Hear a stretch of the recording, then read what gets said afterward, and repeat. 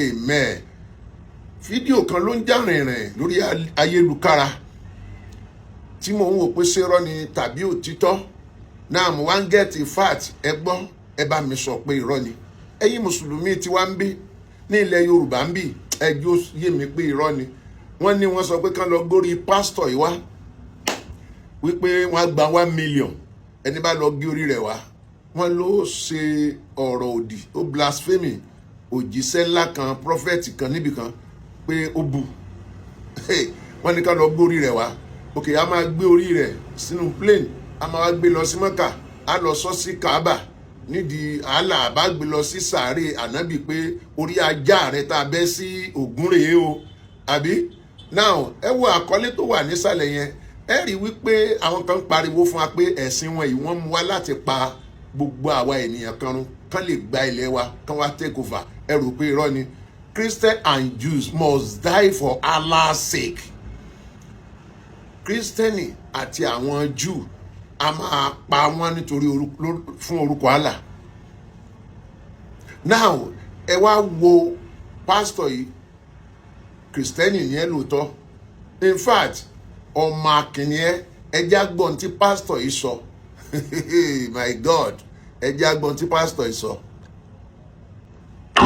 Please to the Muslim, if you catch me, please crucify me. Don't kill me with it. Even though you will slaughter my name, but crucify me before you slaughter my name, so that the whole world will know I died because of Jesus. Please, I am begging the Muslim. If you want to kill me, I'm still in Nigeria. I'm still in the north.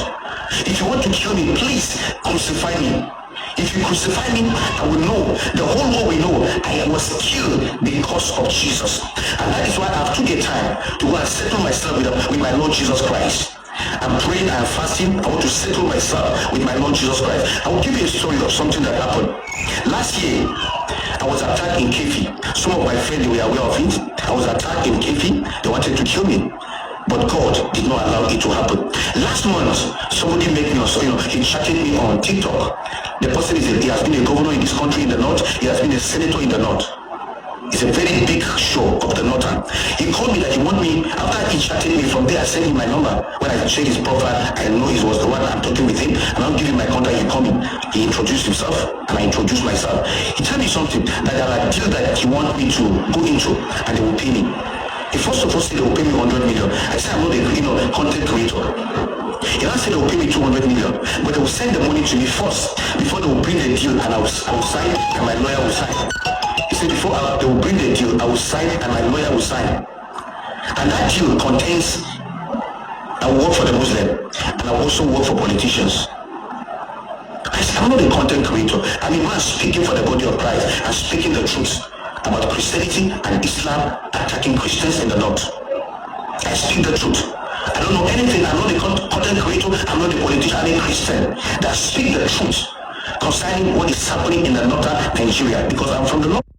Sórí wọ Christian tó silent tó ní òkùnkùn dá sí òfẹ́ kí wọ́n pa ẹ́, wọ́n fẹ́ mọ̀ bóyá sọ̀rọ̀ àbó sọ̀rọ̀ wọ́n máa pa ẹ́ náà ni. O ti gbọ́ ojorí àkọlé yẹn, Christians and Jews must die for Allah's sake.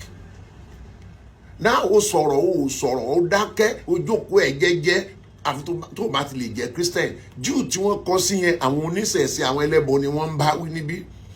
So yẹ báyìí kò sí Jew tó fẹ́ rí bí. But jẹ́ kí n bẹ́ẹ̀ sọ tọrọ ìwọ ọmọ Yorùbá àtàtà ẹ gbáradì fún àwọn ará bí. Sẹ́ni pé wọ́n ti ké tantantantan fún wa, àwọn mi ní dárúkọ nǹkan, but àwọn program kan wọ́n ti bá wa sọ̀rọ̀ pé ká gbáradì. Ẹgbọ́n tí mufti Ìwó ń wí lẹ́nu ọjọ́ mẹ́ta yìí tó yẹ pé nọ́ọ̀tì ni àwọn tẹ́ wà lórí kíní, àwọn ẹ̀yin tẹ́ wà lórí kíní lẹ̀ Yorùbá ń bí tẹ́ ń bú Christian, tẹ́ ń bú ẹlẹ́bọ, tẹ́ ń bú ẹ wo nílẹ̀ Yorùbá ń bí ẹ ṣèèṣì pa pásítọ̀ kan, ẹ ṣèèṣì pa àràbà àbí olúwawo kan, ẹ ṣèèṣì pa oníṣẹ̀ṣe kan, ẹ wà rí ìdánwò gbogbo ìbọn tán kó fún yín tó ní kàn máa kí wọ́n fi practice yẹn ọ wà á ríran wò wípé oh my goodness God, ṣé ẹnì kò ń ṣe mùjẹ̀mùjẹ̀ lóòótọ́ gbólóhùn tí wọ́n lẹ́nu sọ nìyẹn, but n tó wà ń di ọ̀rọ̀ ohun tó wà behind it àṣírí yẹn ló ń tú yẹn tí mo fi kọ́ tiẹ̀ yẹn. Wọ́n fẹ́ fún 100 million 200 million kan lè lò láti máa pa àwọn ènìyàn ní north ó ní no, wọ́n wá lo blasphemy wọ́n fẹ́ pa. Ẹ jẹ́ àwọn nǹkan tó máa ṣẹlẹ̀ gbogbo ẹ̀yin ènìyàn, bóyá ilé náà ni gbogbo ìwà ìpànìyàn ìtẹ́ pa Deborah lókè ọya, bóyá gbogbo ilé ni ìwà yẹn máa fi lọ sí òpin. Apá ìjọba gan ò ní ká nígbà tó bá máa ṣẹlẹ̀. Ẹ ó rò pé bẹ́ẹ̀ ṣe sàwọn kan tẹ́ mú jẹ ni yóò dára fún wa. Ẹ bá mi pín, ẹ má jẹ́ kan initiate àwọn ọmọ wa sí àwọn ìwà àjàmbá yìí, ẹ má jẹ́ kan gbówó fún àwọn ọmọ wa kan sọ wọ́n di apànìyàn fún Allah. Ẹ jẹ́ àtúnwò lámbà àwọn tí wọ́n tún jù kalẹ̀ yìí, ẹ jẹ́ àtúnsáré wo eléyìí torí Ọlọ́run. Ẹlòdé kò sí wòlíì pé kò sí àfáà kan tí ó lè sọ pé kọ́lọ́hún ó ṣe, ẹni tó máa sọ pé Ọlọ́run ṣe nǹkan báyìí tí ó sì ṣe ajé àfọ oníṣúfì.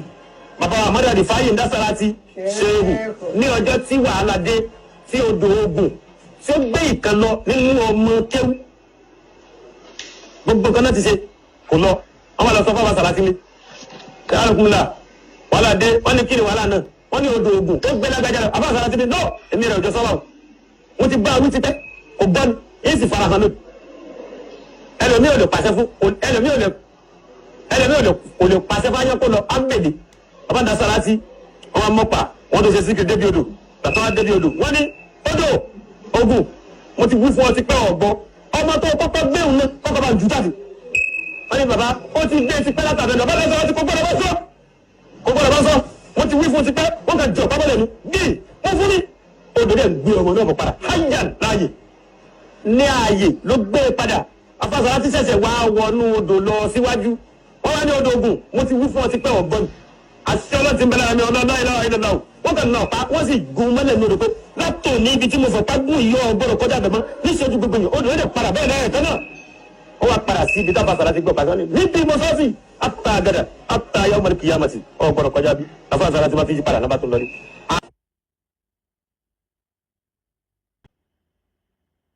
Kí ló dé báyìí adániwáyé máa ṣàánú. Ẹjọ́ àfà a nídìí fídíò àti fọ́tò ìṣẹ̀lẹ̀ yẹn, ẹ bá ní sẹ́ndì ẹ̀ sí orí Facebook àbí TikTok.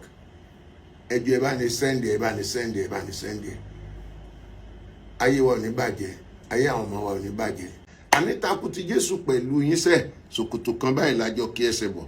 Àgbàlagbà ni arúgbó ni wọ́n ń bu wọn ń sàpò tí ẹ̀ kàn mí rárá. Àní bẹ̀rù sí ní bayé àwọn ọmọ wa jẹ́. Mo dẹ̀ mọ̀ pé ẹ̀ tí pọ̀ tó ni nílẹ̀ Yorùbá lẹ́ẹ̀ tí bẹ̀rẹ̀ operation láti máa sunni láti máa pànìyàn nítorí wípé ìwà yín ni. Ṣùgbọ́n bẹ́ẹ̀ kọ́ là ń lọ lónìí, mi ò tiẹ̀ rí tiẹ̀ rò bú mi dáadáa, mi ì ní dáwọ́ dúró. Oh my goodness God, ẹ̀ẹ̀mejì lójúmọ́ báyìí ni màá máa post ẹ̀sìn yín ẹlẹ́lẹ́yà yín ni màá máa post ẹ̀ síta táwọn àáfàá yín fúnra yín tí wọ́n ń ṣe káàkiri. Ọlọ́run ló ní kó rí bẹ́ẹ̀ o, Ọlọ́run ni o, kì í ṣe oníṣẹ̀ṣe tàbí Christian kan ló ń sọ àwọn ọ̀rọ̀ àbóhùn àwọn ọ̀rọ̀ báyìí. Ọlọ́run ló máa tì yín sínú dààmú àti wàhálà yìí. Ẹ jẹ́ àwọn tá àáfàá yín ṣe ẹ jọ.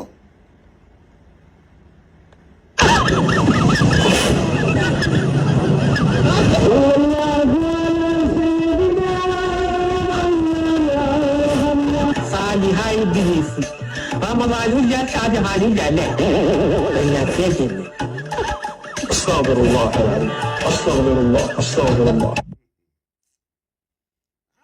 Orí mi o, ìṣẹ̀dá mi ṣàánú mi o, má jẹ́ ń ṣẹ̀sìn gbà, má jẹ́ ń síléwọ̀ o.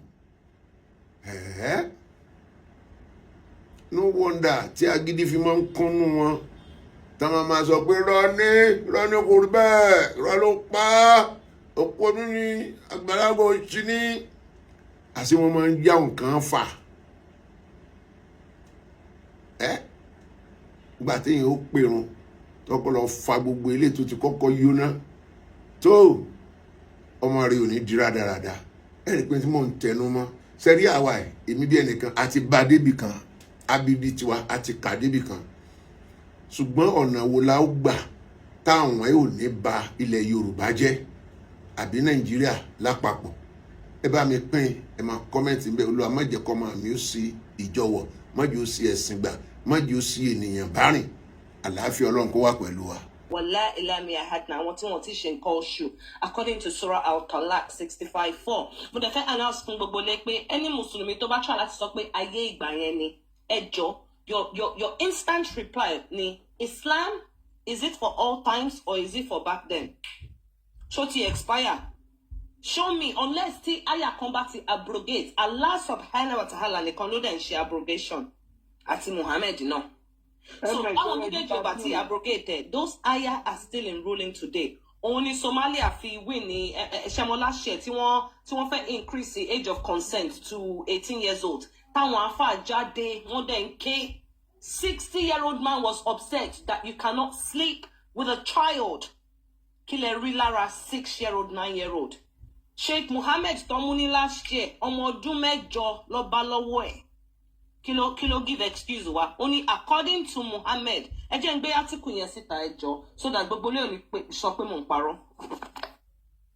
All right ms ẹ máa get ready o a máa kàn clear òkè yẹn tí a bá ti kà yẹn tán so àwọn èèyàn máa sọ̀rọ̀ àdè máa gbé ìròyìn a máa gbé ìrun fún sí gidi kan náà. ọdún náà ní 5 minutes káàkiri pápápá sí everything kan. torí àwọn yẹn ti wà lọ́dún. òkè gbogbo ilé gbogbo àwọn àkànbí ọlọ́ba olówó èkó òkè gbogbo yẹn ṣe ẹjọ́ nìkan míì tẹ́nìkan bá ti wọlé sá bá ti fẹ́ bẹ́ẹ̀ nu bọ̀rọ̀ Yorùbá tí ń bá wà ń sàlẹ̀ ẹjọ́ ẹ máa gbé sókè díẹ̀ ẹjọ́ ẹ má jẹ́ kí wọ́n máa rí wípé bóyá ti ní ó láwọn kan míì tẹ́ gbọ́dọ̀ ṣàlàyé fún wọn. yà á lè ẹni sọ̀rọ̀ nǹkan tí a fi going to that place ni pé this is our culture nípa àgbé lọ sí ìlú kọ̀ọ̀kan pé tí wọ́n bá gbà wọ́n máa wọnú àbọ̀ máa wà lùjọ́ náà àṣà àti ṣé wá ní we don't need to package this thing so nǹkan táwa ń try láti ṣe yìí nìyẹn kò ṣe pé bóyá gbogbo wa náà ọmọ Yorùbá ni wá ká lè sọ̀rọ̀ nípa àṣà wa but why ìjọba máa fi àṣà wa wé religion wọ́n gbé wá fún wa this is a big embarrassment to us so ìmọ̀ aláwọ̀ èèyàn tó máa lọ ń bá àwọn àfáà yẹn wọ́n máa wá pé àwọn fẹ́ defend ilẹ̀ Yorùbá pẹ̀lú religion a stupid person come to my father's land wọ́n wá béèrè lọ́wọ́ mi pé àṣà tèmi ń kọ́ pẹ̀lú religion tó gbà lọ́wọ́ ẹni ẹlẹ́ni so kò make sense máa bá èèyàn bẹ́ẹ̀ yẹn lọ gbó sẹ́ẹ̀ lórí àṣà mi pẹ̀lú nǹkan tó gbé wá wọ́n wá fi divide wa tó ní tá a bá ṣe a máa wọná ṣé ìran Yorùbá tó kọ́ lẹ́nìkan ò bá gbé gún ó máa wọná ni àbọ̀dọ̀ lẹ́nìkan ò bá dífá ó máa wà níjọ́ náà so we don't need that so kò nídìí láti máa bá wọn negotiate anything ok ilẹ̀ Haúsá ló súnmọ́ wa jù ilẹ̀ Ìgbò ló súnmọ́ wa jù àgbé àtàrí sí wa lọ́bẹ̀ pé tàn bá gbà ó máa wọná this is our culture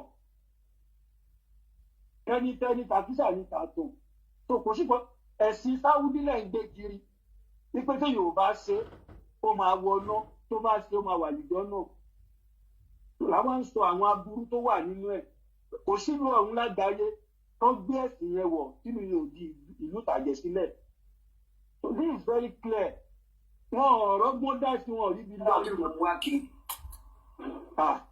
ọlọ́wà ìfẹ́ gbóhùn sókè. ẹ ṣe àwọn ọmọ tó sì yẹn ó dẹ̀dà gbọ́n fẹ́ ọbẹ̀ sọ̀rọ̀ tẹ́lẹ̀ ní bọ̀t dìbọ̀lẹ̀ bàbá òun tv ìyá wa ń gbọ́ yín mà. ok ẹ ṣe Mr. Deleke ẹja sáré ká níka the whole thing ibi tí mo fẹ́ fi hàn yín bọ̀ mo fẹ́ show gbogbo lé ní the actual report itself tẹ́bá check is from 1st of April 2025 last year. Only outrage in Somalia after man says he married missing 8-year-old girl. ìpayín kékeré ó ṣẹlẹ̀ nílùú Somalia nígbà tí arákùnrin kan tó sọ pé òun fẹ́ ọmọ ọdún 8.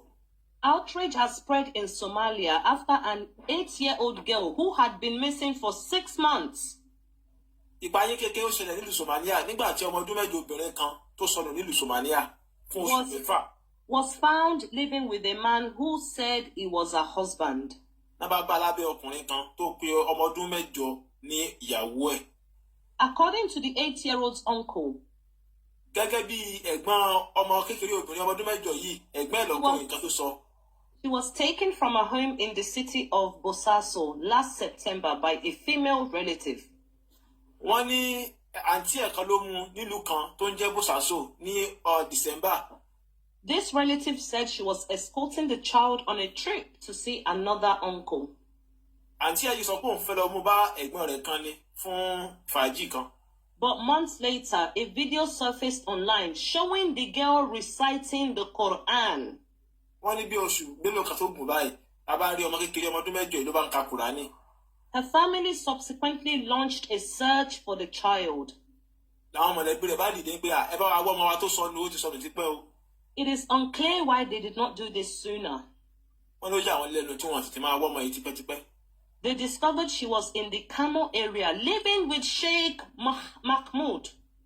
wọ́n ní kí wọ́n wá rí i pé ọmọ kékeré ọmọ ọdún 8 yìí abẹ́ òrùlé àgbà àfáà kan tó ń jẹ́ Sheikh Mahmoud ló ń gbé Sheikh Mahmoud initially said she was solely teaching the girl the Quran. àáfàá Sheikh Mahmood yìí kò réyàn kan ní kéwú mọ́ ó wá ní ọmọ kékeré ọmọ ọdún mẹ́jọ obìnrin yìí ní kéwú tọ́ sí tó fẹ́ kọ́ o. But after legal complaints were filed, wọ́n ní nígbà tí wọ́n fi òfin gbé tí wọ́n gbẹ́jọ́ ẹ̀ lọ bá òfin. he changed his statement, wọ́n ní ló bá yí ohun ẹnu ẹ̀ padà. saying that he had married the girl with her father's consent. wọ́n ní ọmọ ọdún mẹ́jọ tá à ń wá yìí Sheikh Mahmood sọ pé òun ti fẹ́ òun dẹ̀ ti ń bá a sùn. When asked by the BBC News how he justified marrying an 8-year-old, àwọn BBC wọ́n tẹ̀ lọ béèrè pé ó ṣe máa rí bẹ́ẹ̀ ó ṣe fún ọmọ ọdún mẹ́jọ bàbá arúgbó ó ní pé. Sheikh Mahmoud said that the traditions of Islam's Prophet Muhammad. Sheikh Mahmood wá dá wọn lóhùn wípé ìlànà tí Muhammadu òjíṣẹ́ aláàfin lélẹ̀ ni pé ká máa fi ọmọ ọdún mẹ́jọ. Along with that of the Imam Shafi school of thought, allowed child marriage. wọ́n ní àtàwọn apọ̀dà àwọn tó ń ṣòfin nínú Islam tí àwọn náà dẹ̀ fi òǹtẹ̀ jàn pé kéèyàn máa fi ọmọ kékeré ọmọ ọdún mẹ́jọ ká máa bá a sùn ló dáa jù. After the BBC questioned his reasoning, nígbà táwọn BBC tí wọ́n fi ọ̀rọ̀ jomitoro ọ̀rọ̀ pẹ̀lú ẹ̀ wò. citing oppositions from numerous Somali Islamic scholars, àtàwọn ọ̀jọ̀gbọ́n tó ń ṣe mùsùlùmí tán wà nílùú Somalia. Sheikh Mohammed maintained that he would not abandon the marriage.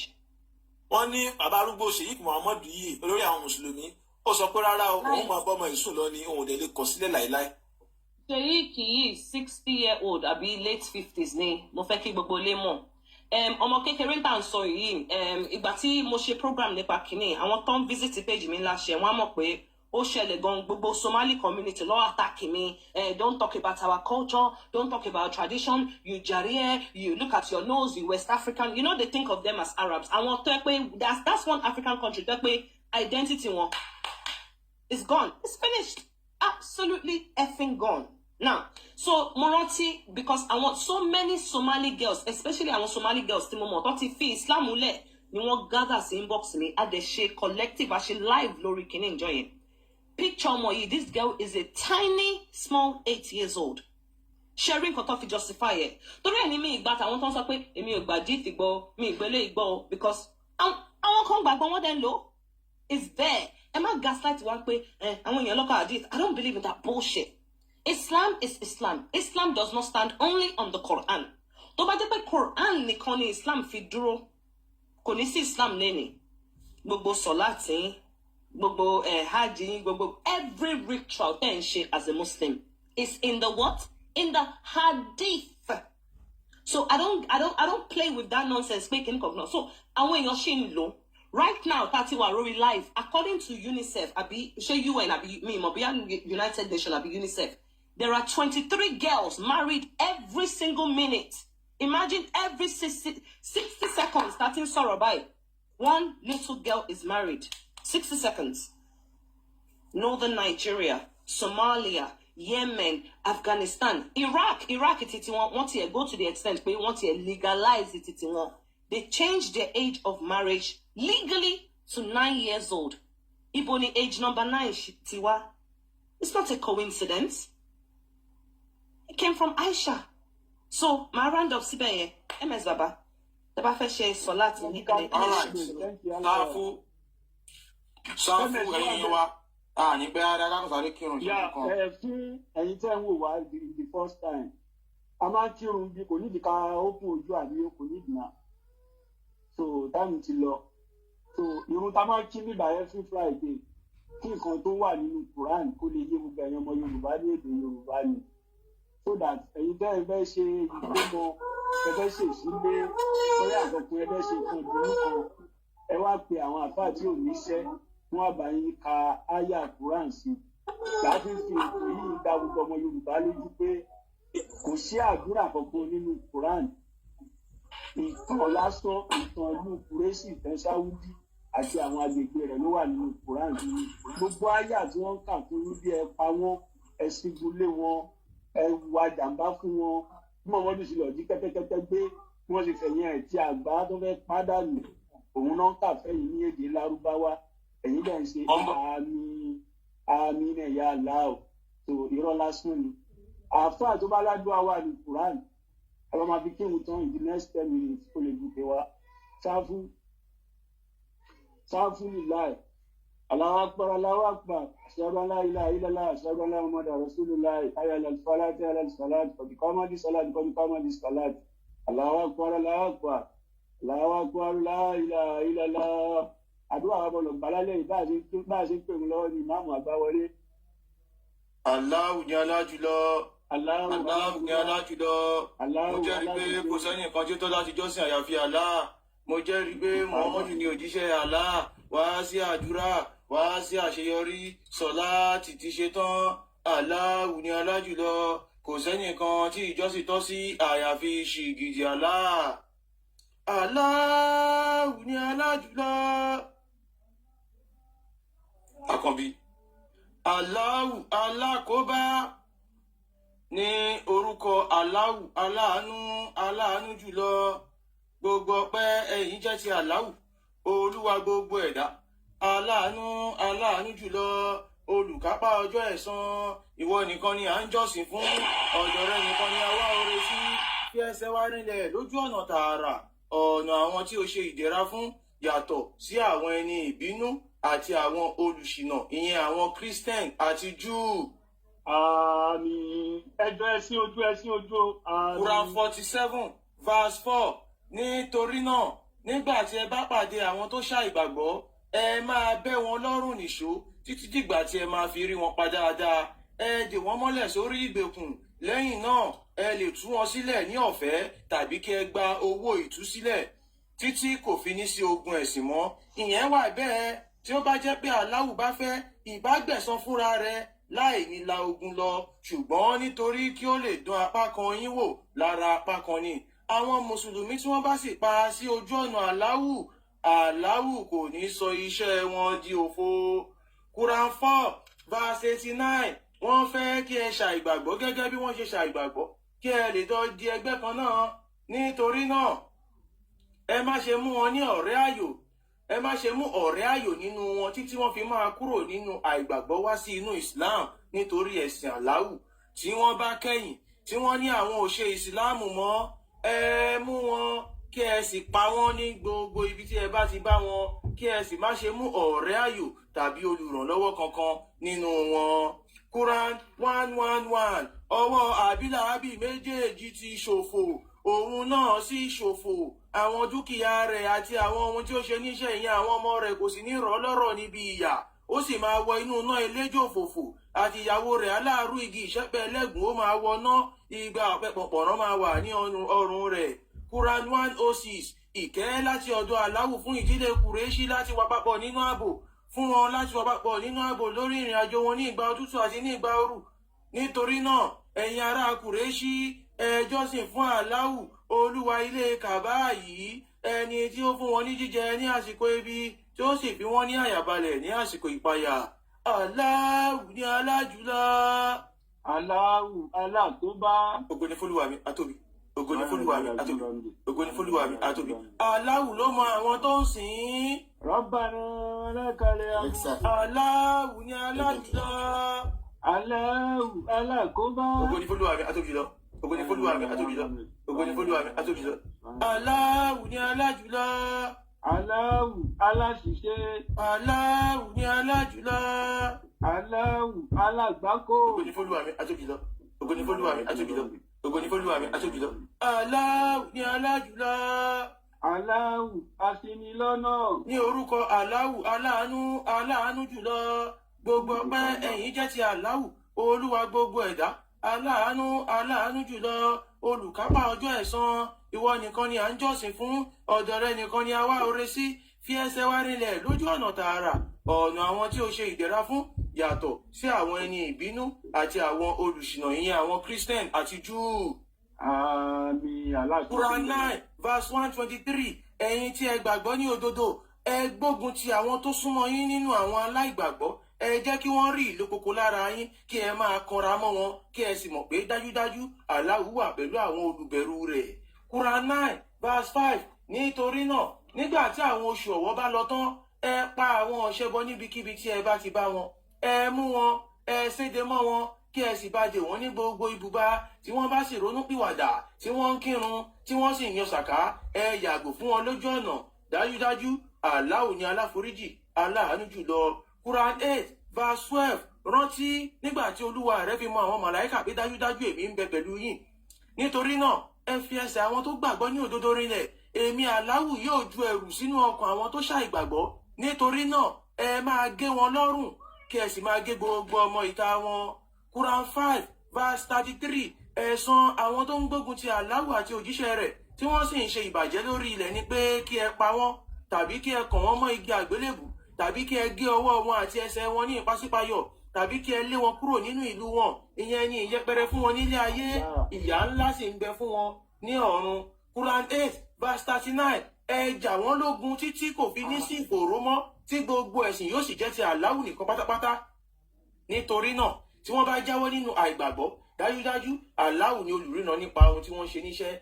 Quran 2:216 a ti ṣe ogun ẹ̀sìn ní ọ̀ranyàn lé yín lórí, ohun ìkórìíra sì ni fún yín. Ó sì lè jẹ́ pé ẹ kórìíra kinní kan kí ohun náà sì jẹ́ oore fún yín. Ó sì tún lè jẹ́ pé ẹ nífẹ̀ẹ́ sí kinní kan kí ohun náà sì jẹ́ aburú fún yín. Allahu nímọ̀, ẹ̀yin kò sì nímọ̀. Quran 9:14 ẹ jà wọ́n lógun, Allahu yóò jẹ wọ́n níyà láti ọwọ́ yín. Ó máa yẹpẹrẹ wọn, ó máa ràn yín lọ́wọ́ lórí wọn, ó sì máa wo ọkàn ìjọ onígbàgbọ́ òdodo sàn. Quran 58:22 o ò ní rí ìjọ kan tó gbàgbọ́ nínú Allahu àti ọjọ́ ìkẹyìn kí wọ́n máa nífẹ̀ẹ́ àwọn tó bá yapa Allahu àti òjíṣẹ́ rẹ̀, kódà kí wọ́n jẹ́ àwọn bàbá wọn tàbí àwọn ọmọ wọn tàbí àwọn arákùnrin wọn tàbí àwọn ìbátan wọn. Àwọn wọ̀nyẹn ni Allahu ti kọ ìgbàgbọ́ òdodo sínú ọkàn wọn. Allahu sì fi ẹ̀rí òdodo láti ọ̀dọ̀ rẹ̀ ràn wọ́n lọ́wọ́, ó sì máa mú ọwọ́ inú ọgbà ìdẹ̀ra èyí tí odò ń ṣàn ní ìsàlẹ̀ rẹ̀. Quran 33:61 wọ́n di ẹni ìṣẹ́bílé níbikíbi tí ọwọ́ yín bá ti bà wọ́n, ẹ mú wọn kí ẹ sì máa pa wọ́n tààrà.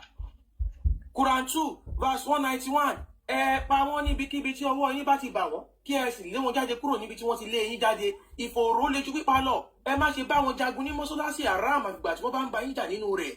Nítorí náà tí wọ́n bá jà yín lógun, ẹ jà wọ́n lógun. Báyẹn ni ẹ̀san àwọn aláìgbàgbọ́. Quran 8:17 ẹ̀yin kọ́ lẹ pa wọ́n ṣùgbọ́n Allahu ló pa wọ́n, àti pé ìwọ kọ́ lójúkò nígbà tí wọ́n kú, àmọ́ dájúdájú Allahu lójúkò, nítorí kí Allahu lè fi àmì wò dáadáa kan àwọn onígbàgbọ́ òdodo láti ọ̀dọ̀ rẹ̀ ni.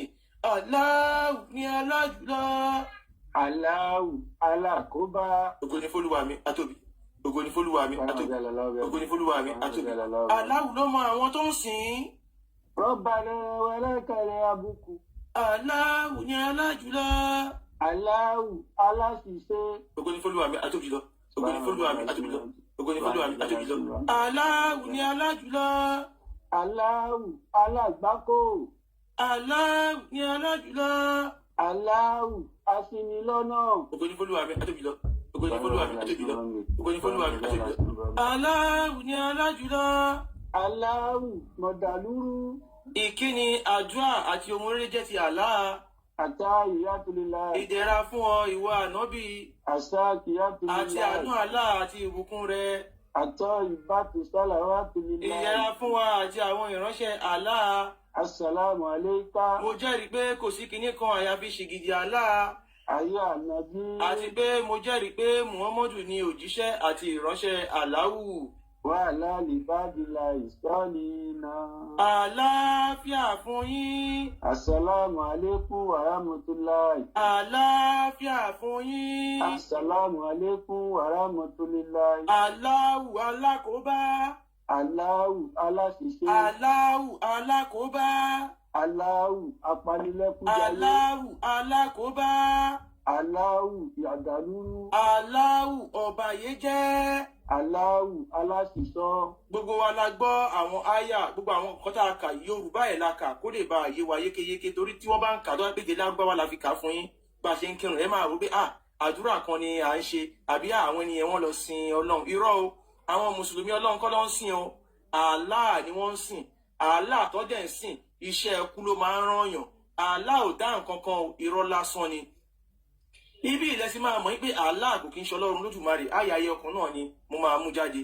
Aka nígbà tá à ń kírun aka àyà kan kò ní Quran chapter 8:12 níbi tí Allah ti ń sọ pé rántí nígbà tí olúwa rẹ fi mú àwọn màláìkà pé dájúdájú èmi ń bẹ pẹ̀lú yín ó ń sọ fún àwọn mùsùlùmí pé òun ń bẹ pẹ̀lú wọn ó wá ń sọ bẹ́ẹ̀ nítorí náà ó wá ń sọ fún Muhammadu pé ẹ fi ẹsẹ̀ àwọn tó gbàgbọ́ ní òdodo rinlẹ̀ àwọn tó jẹ́ mùsùlùmí láàrin yín yẹn ẹ fi ẹsẹ̀ wọn rinlẹ̀ bẹ́ẹ̀ ṣe rí bí àwọn Gumi bọ́ ṣe ń wá fún wọn lọ́kàn balẹ̀ tí wọ́n fi ẹsẹ̀ wọn rinlẹ̀ lọ́yọ̀ọ́ bíbẹ̀ ẹ má wọrí sẹ́yìn ara Yorùbá yẹn mùsùlùmí ilẹ̀ Yorùbá ẹ má wọrí a máa gba ṣẹ̀ríà fún yín ó wá tẹ̀síwájú ó wá ní èmi Allahu ibẹ̀ yẹn sì máa mọ̀ pé olórí burúkú ni Allah yìí tó bá jẹ́ pé Allah ni Ọlọ́run ni there are better ways láti ṣe nǹkan ó wá sọ pé èmi Allahu yóò ju ẹrù sínú ọkàn àwọn tó ṣàìgbàgbọ́ àwọn tó ṣàìgbàgbọ́ yẹn wọn bá wọn mùsùlùmí jà o wọ́n dúró wọn ni o Allah ló mọ̀ọ́mọ̀ lọ ju nǹkan burúkú sí àwọn yẹn lọ́kàn ó wá sọ pé tóun bá tún ju nǹkan yẹn sí wọn lọ́kàn ó wá sọ pé ẹ̀yin mùsùlùmí nítorí náà tí bá tún jù sí wọn lọ́kàn ẹ máa gé wọn lọ́rùn kí ẹ sì máa gé gbogbo ọmọ ìka wọn ẹ jọ̀ọ́ ẹ̀yin èèyàn wa ǹjẹ́ Ọlọ́run Olódùmarè tẹ́ àwa mọ̀ ǹjẹ́ ó lè sọ fún wa pé ká máa gé àwọn èèyàn lọ́rùn bí ibẹ̀lẹ̀ máa ti mọ̀ pé Allah yìí olórí burúkú ṣìgìdì kan báyìí wèrè àwọn tó ń sin Allah yìí kọ́ lọ jókòó kọ́ lọ ronú Allah ò kì í ṣe Ọlọ́run Olódùmarè èrè lásán ni kò lágbára kankan kò lè ṣe nǹkan kan tó máa jẹ́ kó lágbára ni kò ní máa sọ wípé kán máa bẹ́ àwọn èèyàn lọ́rùn kí ló dé tí ò ṣe sọ pé káwọn ẹni yẹn kán ṣubú lulẹ̀ tàbí kán sùn kán má jí àmọ́ nítorí pé Allah kò lágbára mo ti sọ fún yín pé ẹ má bẹ̀rù Allah ẹ má bẹ̀rù Muhammadu ẹ bẹ̀rù àwọn mùsùlùmí gangan ló lè pààyàn Allah ò lè pààyàn ẹ má gbàgbé Allah wá sọ ipe táwọn mùsùlùmí yẹn bá ti pààyàn ìbẹ̀lẹ̀ máa sọ pé olórí burúkú Allah yìí kò lágbára kankan lẹ́yìn tó ti fún ọ ní instruction pé ẹ lọ pààyàn ẹ pa wọ́n o ìgbà tó wá dé Quran 8:17 ó wá sọ pé ẹ̀yin kọ́ lẹ pa wọ́n o ṣùgbọ́n Allahu ló pa wọ́n Allah ìwọ kọ́ ló pa wọ́n náà mùsùlùmí ló pààyàn náà Muhammadu bẹ́yàn lórí ìwọ Allah wá sọ pé ìwọ kọ́ ló bẹ́ lórí o Muhammadu kọ́ ló bẹ́ lórí o ìwọ Allah ló bẹ́ lórí irú kí nìyẹn yẹ́bẹ̀ èèyàn lè sùn kó má jìnnà yẹn lá máa fi mọ̀ pé òótọ́ Ọlọ́run ló pa ẹni àbí Allah ló pa ẹni tó wáyé pé lóòótọ́ Allah ò lágbára ó wá ń sọ pé ẹ̀yin kọ́ lẹ pa wọ́n o ṣùgbọ́n Allah ló pa wọ́n ẹ gbogbo àwọn tó ń kidnap yẹn Allah ń jẹ́ kó yẹ wọn pé ẹ̀yin mùsùlùmí kọ́ lẹ kidnap wọn o òun Allah ló ń kidnap wọn o tẹ́ ẹ bá wọnú ayé àgbọn tí mo kà yẹn náà tó ń sọ fún wọn pé kán gba ransom ẹ lè tú wọn sílẹ̀ ní ọ̀fẹ́ tàbí kí ẹ gba owó ìtúsílẹ̀ ṣe é rí àwọn Boko Haram ISIS Al-Qaeda gbogbo àwọn tẹ́rí tó ń pààyàn bismillah Allahu Akbar àwọn yẹn gangan ní mùsùlùmí òdodo they are the real Muslim ṣé wàá rí àwọn tó sọ pé àsìkò ogun ni àwọn yẹn midfielders ni wọ́n àwọn yẹn gangan ní dribblers àwọn yẹn ní Messi inú Islam wọ́n ń parọ́ fún àwọn èèyàn kò rí bẹ́ẹ̀ o bẹ́ẹ̀ kọ́ ló ṣe rí o irọ́ Allah sọ bẹ́ẹ̀ o ìdí àwọn yẹn kàn ń fẹ́ kẹ́ ẹ wà nú ẹ̀sìn yẹn torí àwọn tó máa wá pa yín àwọn yẹn ń bọ̀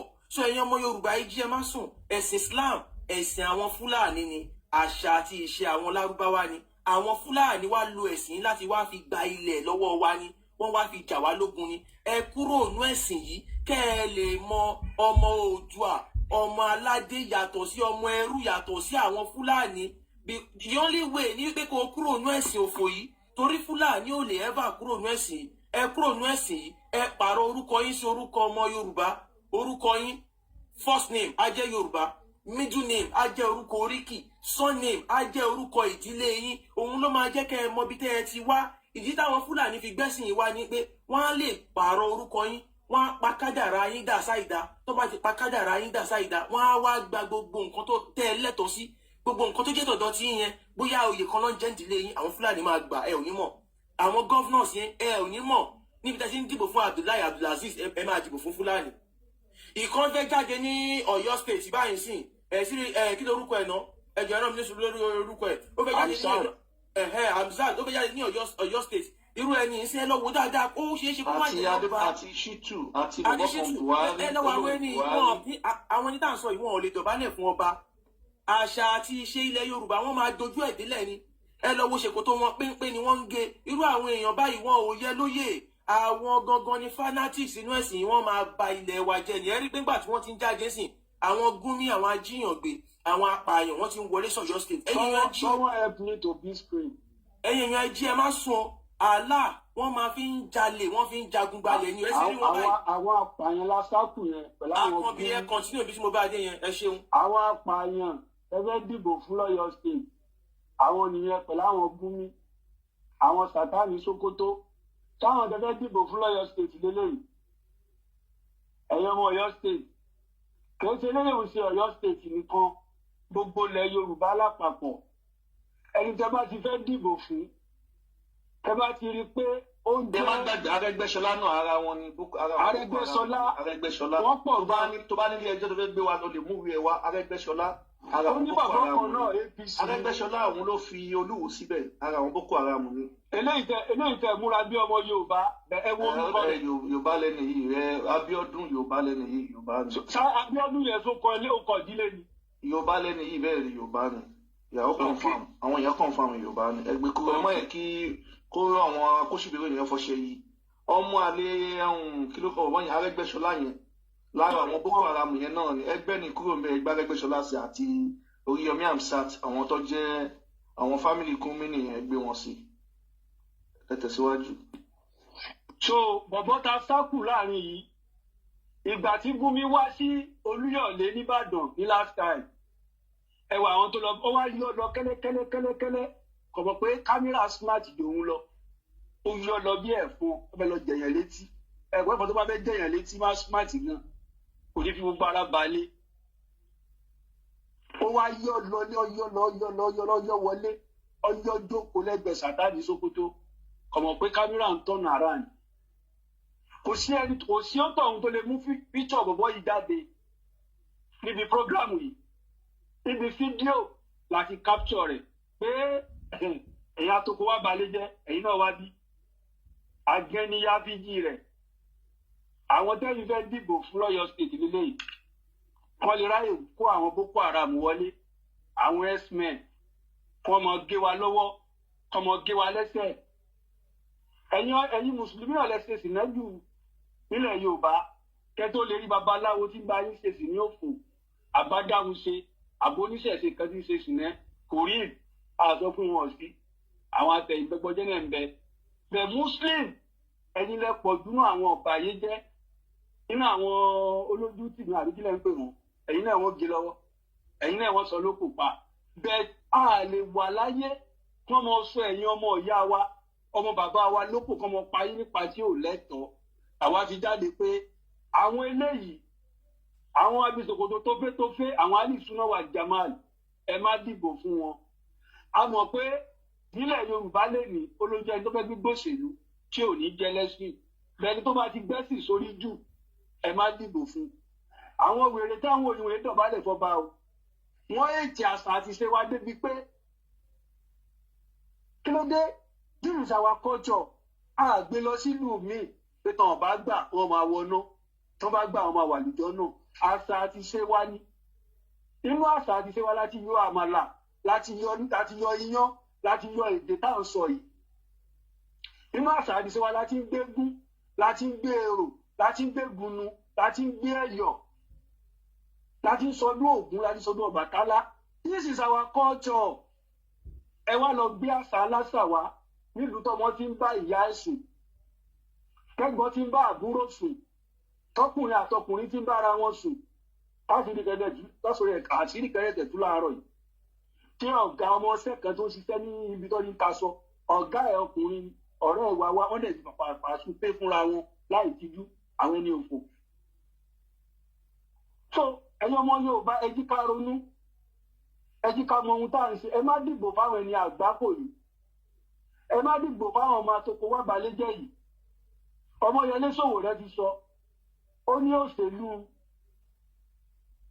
àmàlà àbí ewédú àtàmàlà là ń ṣe nílẹ̀ Yorùbá ẹjẹ́ máa má lè jẹ ẹ má jà sòṣèlú Boko Haram ẹ má jà sí òṣèlú x-men àwọn orí ẹjẹ́ ràn yín lọ́wọ́ ẹ̀wọ̀n nǹkan tí bàtọ́ ń sọ fún yín ni pé ẹ má dìbò fún Oríyọmí Hamzat tó bá bọ́ta lọ́la àbọ̀ bọ́ta lọ́túnla tó bá ní olóṣèlú ló wá ń ṣe nǹkan tó bá nǹkan fẹ́nu ẹ̀ sọ Oríyọmí Hamzat ó lọ síbi tí Gumi ti wá bá wọn nìbàdàn tó ti ṣèpàdé Olúwo wà ń bẹ Mufti Oníbẹ̀lẹ́nu wà ń bẹ Sultan of Sokoto wà ń bẹ Oríyọmí Hamzat dẹ̀ wà pẹ̀lú wọn gbogbo fọ́tò tó yà Oríyọmí Hamzat kò jẹ́ kó ya fọ́tò tóró ti ní wọ́n ti jọ tòólẹ̀ wọ́n ti fún lówó pé ìwọ wàá jáde fún gómìnà kò wá bá wọn ya fọ́tò àmọ́ nínú fídíò láti screenshot eléyìí láti gbé fọ́tò ẹ̀ jáde kó wá sọ ìpàdé tó lọ ṣe pẹ̀lú àwọn Boko Haram àwọn Gumi àwọn Sultan of Sokoto tó ń sọ fún wa lójoojúmọ́ pé ká lo ṣẹ̀ríà nílẹ̀ Yorùbá Oríyọmí kan wá sọ fún wa pé ìdí báyìí ló fi lọ ṣèpàdé pẹ̀lú àwọn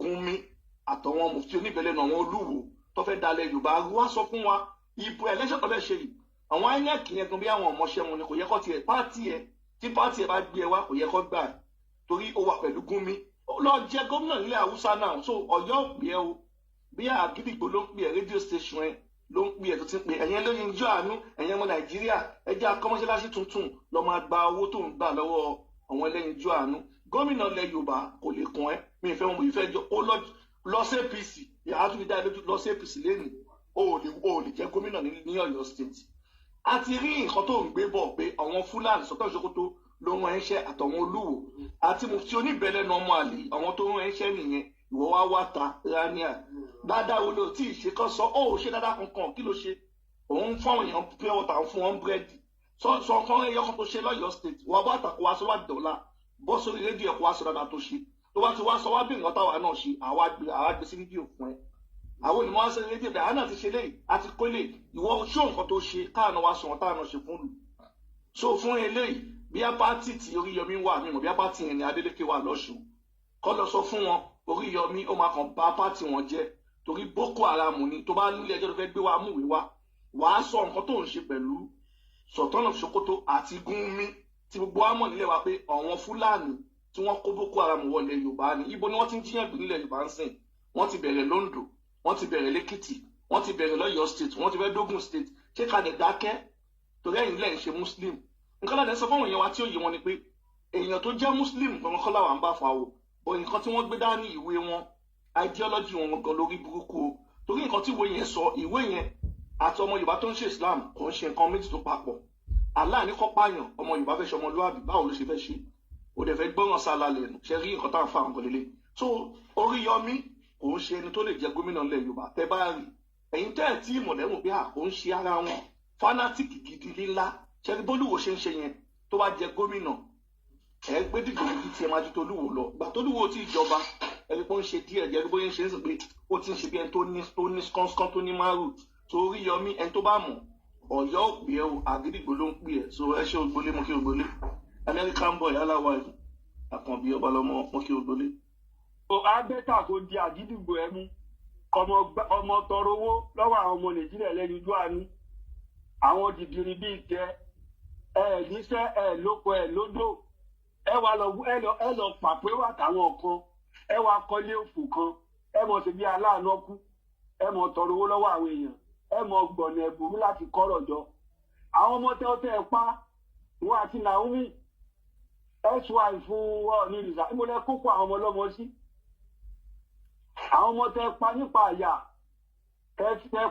tẹ́ fi kú orókò àwọn ọmọ ọlọ́mọ àwọn ọmọ yẹn jẹ́ ìrora kú ni àtẹ̀yìn òbí tẹ́ bí àwọn ọmọ ìlú inú yẹn àwọn méjì ló kú jọ ẹ̀ ìlú mẹ́ta ló bí mẹ́ta ló kú níjọ ẹ̀ àwọn ẹni òfò yìí wọ́n rìn kiri bó ṣe wù wọ́n ìwọ alẹ́ tí wọ́n yé ìyẹn tí ọmọ olórí burúkú tó kọjá lórí Yọmí yìí tó di rẹ́nu ẹ̀wọ̀n amọ̀ye ìdílé tó ti sọ di ìdílé ìbànújẹ́ lẹ́yìn amọ̀ye ọkọ lọ́kọ tó ti rẹ́nu ẹ̀wọ̀n amọ̀ye ìdílé tí bọ̀bọ̀ yìí ti dàrú ìdílé mú pé kò níṣẹ́ ọmọ tọrọ jẹ kiri gbogbo àwọn ọmọọṣẹ́ tó ń ṣe lábẹ́rẹ̀ lébi ń pa níbẹ̀ ń so oore kárí ni ló ń ṣe kiri ọmọ ẹ̀kọ́ ń bẹ kíndìnrín problem ló pàdánù kò lè tọ́jú rẹ̀ kò lè bẹ́ẹ̀ sí lẹ́yìn. ẹ jẹ́ fìyẹn lẹ̀ òun àti ọmọ náà lójó níṣòro ẹ jẹ́ kó máa bẹ́tò lọ ẹ ṣe. olórí ibú ẹni máa fẹ́ gbóhùn sókè ẹ lè gbóhùn sókè o. alright mọ́mí ẹ̀fọ́ kúfà so ẹ̀yin èèyàn adé bá wa kírun ẹ ṣe gan torí ẹ̀yin kò sí time every time ṣe lọ so láti ṣe wáàsí so ká lè gbé àwọn àfa wa wọlé sókè so mọ́mí ẹ̀fọ́ kúfà jẹ́ wà ń bẹ̀. Yeah. Ẹ tẹ̀síwájú ẹ tẹ̀sójú ẹ̀ Mr. Hussein ṣé mùsùlùmí ni. bẹ́ẹ̀ni. alright ẹ sì ní customer. So, Mr. Hussein, ẹ kálẹ́. ẹ kálẹ́ ma. Ẹ kálẹ́. Ṣé tí ń bẹ́tọ̀ lọ látẹ̀kàn? Ṣé tí ń gbọ́ gbogbo nǹkan tá à ń sọ? mo ṣe ẹjọ́ yẹn ni ẹni sọ̀rọ̀ ẹ kálẹ́. Ẹ kálẹ́. Yes ma. mo dẹ̀ kí ms baba àti olówó èkó gbogbo iléṣà mo kí everybody ṣẹ́rí orúkọ mi Sheriff gẹ́gẹ́ bẹ́ẹ̀ ṣe rí ṣùgbọ́n mo ti wà pẹ̀lú yín sí ó ti tójọ́ mélòó kan èmi kàn fẹ́ appreciate ni orúkọ mi yẹn mi kàn change ẹ̀ ni ẹ̀yin ti gbé mi kúrò mbẹ̀ ṣẹ́gẹ̀t torí ọlọ́run káwa máa wọn tó lè dánú rò tó lè reason gbogbo nǹkan tẹ́ ń ṣe àti àwọn afá tẹ́ ń gbé wá bó ṣe ń ṣe kí wọ́n á defend nǹkan tó ń gbé dání tó wọ́n lè ṣe wọ́n ń fi Islam yẹn proud fáwa n tó ń ṣe ní north táwọn rí result ẹ̀ náà náà fẹ́ gbé wá mi báyìí ó kàn máa ń dùn mí fún àwọn ọmọ káàárọ̀ òjìrè tí ẹ pé wọn ò ní lè ronú kọjá inú box tí wọ́n pín ní wọn sí yẹn at least kéèyàn gbọ́ pọlọ kalẹ̀ ẹ̀sìn wo ni wàá ṣe tí wọ́n sọ fún yín pé tó bá ti kúrò ń bẹ̀ o ikú ni kò ṣe àrùn ok wọ́n gbé ànábì mọ́mọ́ òjíṣẹ́ ńlá àbí now gbogbo nǹkan tá a gbọ́ ń pa ẹ̀ tó yẹ pé kò ṣe máa gbọ́ sétí kò tẹ̀ sẹ́ni tó lè dìbọ́ǹkẹ̀ tó máa wá wọn wà mọ ṣẹ̀ṣẹ̀ wọn mọ ṣẹgẹt wọn mọ ṣílẹgọfà lórí irọ́ wọn mọ gègé lẹgbẹpọ lórí irọ́ ẹ wo èmi rìlẹ appreciate yín o bọ àwa ti sún síwájú ṣe onílùú ò ní fẹ́ kó tú àwòdẹ pé ṣọmọ àtọ̀húnrìn wàá ṣọmọ fúlàní ọ̀nì nọ́ọ̀sì mi tán mọ́ Saudi gbogbo rírun mi ilẹ̀ Yorùbá mi báyìí ni ms baba iṣẹ́ takuntakun tẹ̀ ṣe ẹ máa túbọ̀ ọlọ́run àtúmọ̀ máa ràn yín lọ́wọ́ Allah's wife gbogbo squad yẹn ọlọ́run ní pààyàn báyìí ẹ dàgbà ẹ darúgbó ẹ dògbó ẹ̀yin gan iṣẹ́ yín ẹ jèrè ẹ lẹ́yìn tó nígbà ṣe yín ṣe bẹ́ẹ̀ ṣe ń labẹ́tà àwọn èèyàn yìí inú mi máa ń dùn ó lọ́rẹ́ mi kan mò ń tà àti bá a sọ̀rọ̀ láti bí ọ̀sẹ̀ kan ó ṣàṣì dúró ní even oníjẹta ó lọ́mọ kan tí ìyẹn ibi tó ń gbé oníwùmọ̀ kan níwájú ọ̀dọ̀ ẹ̀ ọmọ ẹ̀ ìwùmọ̀ ẹ̀ wá ti ilé kéwdé ó wá kíyà ẹ̀ nírọ̀lẹ́ ni ó kíyà ẹ̀ sàlámà lẹ́kùn mo á sọ fún wípé sàlámà lẹ́kùn tó dárúkọ yẹn kò ráìtì o ẹ kú lémà tàbí ẹ kú rọ̀lẹ́ ìyá ẹ̀ wá ń sọ fún mi pé rárá ó ń sọ fún ọmọ yẹn pé kó má dà mí lóhùn nǹkan tí mo ń sọ ẹ̀ràn bẹ́ẹ̀ lọ́rẹ́ mi sọ fún mi pé